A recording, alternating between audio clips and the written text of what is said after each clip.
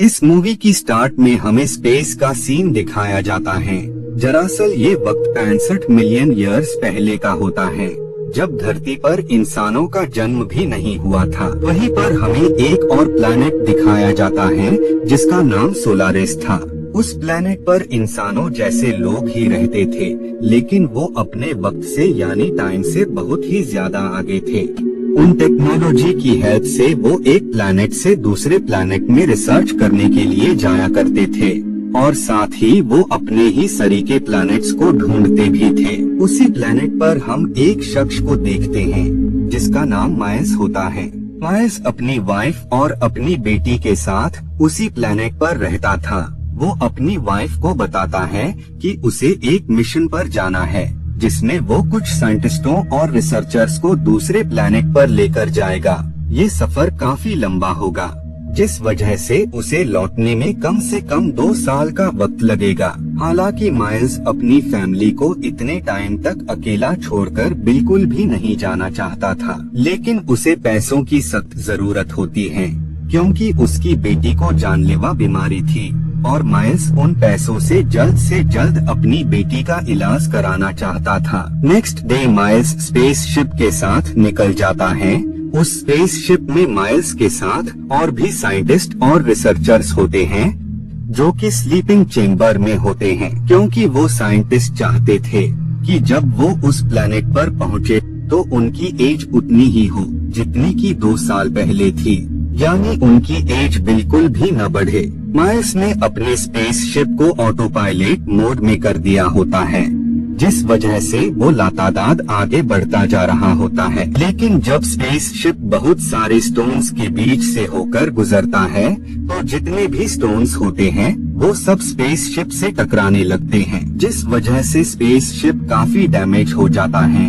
ये देखकर miles spaceship का कंट्रोल अपने हाथ में ले लेता है, लेकिन तब तक काफी देर हो गई होती है क्योंकि स्पेसशिप स्पेस में मौजूद उन पत्थरों की वजह से काफी ज्यादा डैमेज हो गया था और अब माइल्स उस स्पेसशिप को कंट्रोल भी नहीं कर पा रहा था क्योंकि स्पेसशिप इतना ज्यादा डैमेज हो गया था कि वो स्पेसशिप उसके कंट्रोल से बाहर हो गया था और वो स्पेसशिप एक दूसरे प्लैनेट पर क्रैश हो जाता है, जिस वजह से जितने भी साइंटिस्ट होते हैं वो सब मारे जाते हैं। लेकिन माइल्स किसी तरह से सरवाइव कर जाता है। माइल्स को उसके बॉडी में काफी ज्यादा पेन होने लगता है क्योंकि मेटल का एक टुकड़ा उसकी बॉडी के आर पार हो गया था। खैर बाद में माइल्स उस टुकड़े को अपनी बॉडी से बाहर निकालता है और बाद में वो स्पेसशिप शूट कर बाहर जाता है ताकि उसे ये पता लग सके कि कितने लोग उस हमले में बचे हैं।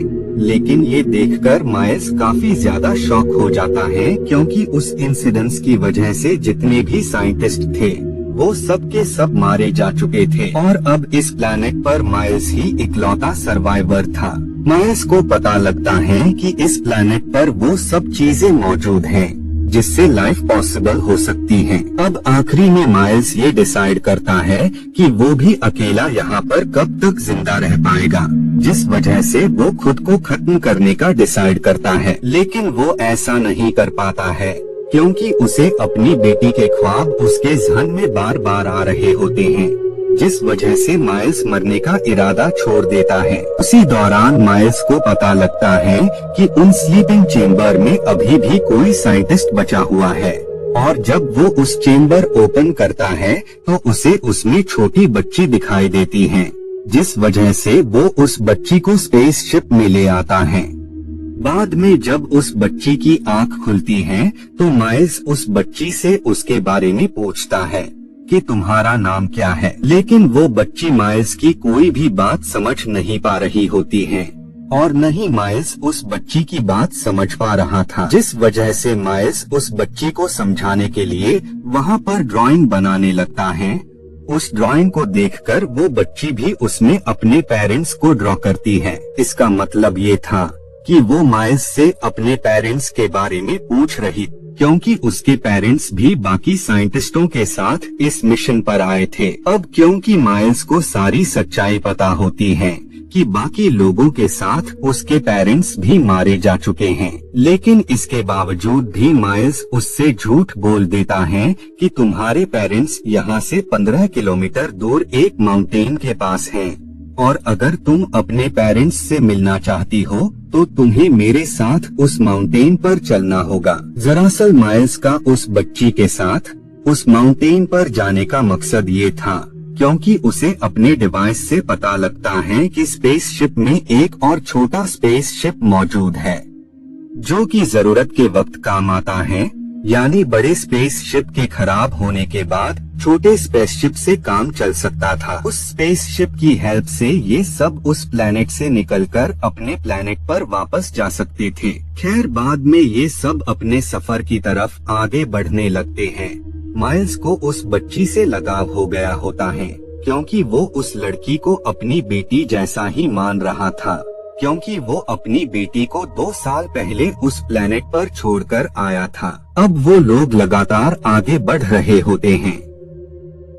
उस प्लेनेट पर माइल्स को काफी सारे वोल्केनो नजर आते हैं जो कि एक्टिव होते हैं, यानी इस प्लेनेट पर किसी भी दौरान वोल्केनो फट सकता था। बाद में माइल्स अपने जीपीएस नेविगेशन को निकालता है और वो उससे ये देखने की कोशिश करता है कि आखिर उन्हें और कितना सफर तय करना है। माइल्स को वहाँ पर अजीब सी आवाज आने लगती है और जब वो नीचे देखता है तो उसी दौरान ही डायनासोर का एक बच्चा उस पर अटैक कर देता है। वो बच्चा साइज में काफी छोटा होता है लेकिन वो काफी ज्यादा खतरनाक होता है।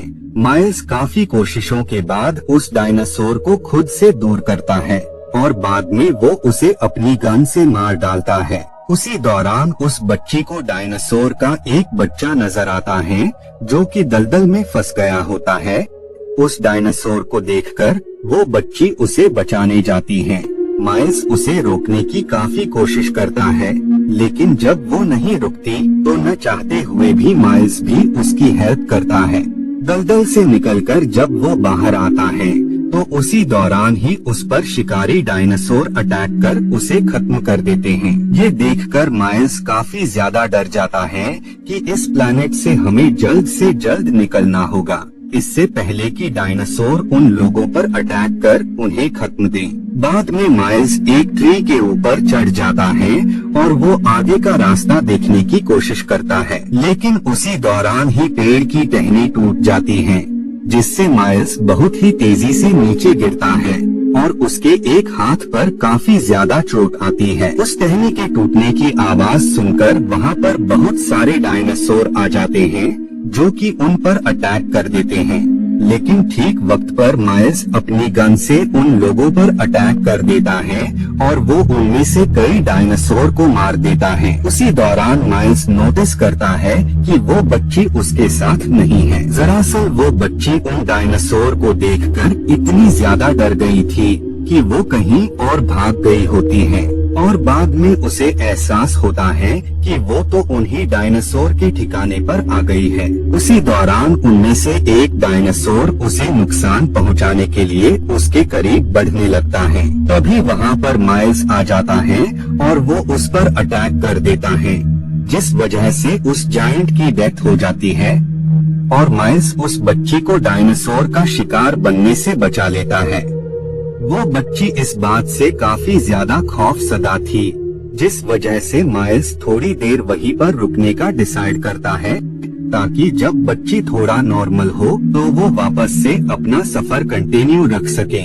बाद में वहाँ पर शाम होने लगती है जिस वजह से ये जल्द से जल्द एक महफूज जगह की तलाश करने लगते हैं क्योंकि नाइट के वक्त ज्यादा चांसेस थे इस बात के कि डायनासोर इन्हें अपना शिकार बना सकते हैं। खैर बाद में ये केव के अंदर चले जाते हैं। उस केव में माइल्स सेंसर लगा देता है ताकि उनकी तरफ खतरा आ पाए उससे पहले ही इसके बारे में उन्हें पता लग जाए। बाद में माइल्स वापस से वो डिवाइस बाहर निकालता है ताकि वो ये मालूम कर सकें कि वो लोग उस स्पेसशिप से कितना दूर हैं। उसी दौरान ही माइल्स को पता लगता है कि स्पेस में मौजूद जितनी भी स्टोन्स हैं वो सब अगले कुछ ही घंटों के अंदर इस प्लैनेट पर गिरने वाले हैं। उन स्टोन्स के गिरने से सारे डायनासोर खत्म हो जाएंगे और अगर वो यहाँ से नहीं निकले तो इससे माइल्स और वो बच्ची भी उन्हीं स्टोन्स की वजह से मारे जाएंगे। उसी दौरान ही सेंसर की हेल्प से माइल्स को पता लग जाता है कि उनके आसपास उनके अलावा भी वहाँ कोई और मौजूद है। उसी पल ही वहाँ बहुत ही बड़ा और काफी खतरनाक डायनासोर वहाँ पर आ जाता है। उसे देखकर माइल्स और वो बच्ची काफी ज्यादा डर जाते हैं, जिस वजह से माइल्स गन से उस पर अटैक कर देता है। लेकिन वो डायनासोर इतना ज्यादा खतरनाक और पावरफुल था कि इस हमले का उस पर कोई भी असर नहीं होता है। वैसे माइल्स उस बच्ची को वहाँ पर मौजूद एक छोटे से होल से बाहर निकाल देता है और बाद में वो खुद भी उस केव से बाहर निकल जाता है। बाद में ये अपना सफर वापस से कंटिन्यू करते हैं क्योंकि ये जल्द से जल्द स्पेसशिप तक पहुँचना चाहते थे। बाद में ये स्पेसशिप तक पहुँच जाते हैं। माइल्स उस बच्ची को सारी असलियत बता देता है कि उसके पेरेंट्स की डेथ भी बाकी साइंटिस्टों के साथ हो गई थी। जब ये निकलने वाले होते हैं उसी पल ही वो डायनासोर उन पर अटैक कर देता है, जिस वजह से माइल्स उस डायनासोर का ध्यान भटकाने के लिए स्पेसशिप से दूर भाग जाता है। लेकिन अब वो वक्त आ गया था जब डायनासोर माइल्स पर हमला कर उसे अपना शिकार बनाने वाला होता है। लेकिन उसी दौरान ठीक वक्त पर वो बच्ची वहाँ आ जाती है और वो उसकी आंख फोड़ देती है, जिस वजह से वो वोल्केनो के ऊपर आ जाता है और जब वोल्केनो फटता है तो इससे उसकी मौत हो जाती है। बाद में माइल्स और वो बच्ची स्पेसशिप को लेकर उस प्लैनेट से निकल जाते हैं और इसी के साथ ये मूवी यहीं पर एंड हो जाती है।